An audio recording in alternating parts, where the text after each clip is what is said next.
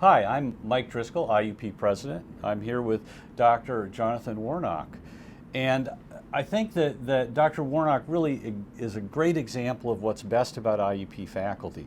He's out there doing world-class research, impressing everyone, discovering new things, sharing that with wonderful people in the scientific community across the world, but then coming back and getting our own students involved with that work. And it's just so wonderful.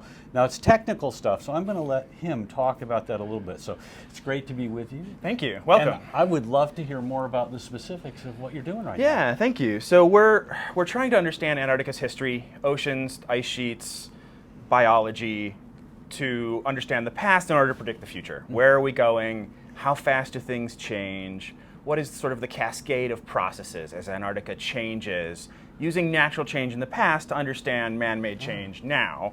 So you're really finding DNA from how long ago? So we've got the world's oldest marine DNA. It's just a touch over 1 million years old. Wow, wow. Yeah, it's incredible power because there's so much of the community that doesn't get preserved, bacteria, fungi, tiny little things, and so we get this holistic view that we can compare to the fossil record and get a better idea of what we've been doing traditionally with these new techniques. So could you talk a little bit about how our students are involved in looking at the DNA, the other work you're doing? Yeah, absolutely. There's always students in the lab. I've got 3 right now working on this Antarctic climate work and 2 doing some dinosaur stuff. Cool. And so they're picking time frames that they're interested in, periods of change that sound cool to them, and diving into the work, the microscope work, the chemical work, to put together these data sets. I've been really lucky to get students working with me early, so we can put together a nice data set through their careers, and then everything ends up in class. So all my students have to work with it sooner or later. That's very cool. So as your students are getting this sort of hands-on, direct work experience here, what do you expect they'll go and do next when they graduate? Well, some of them are going on to grad school.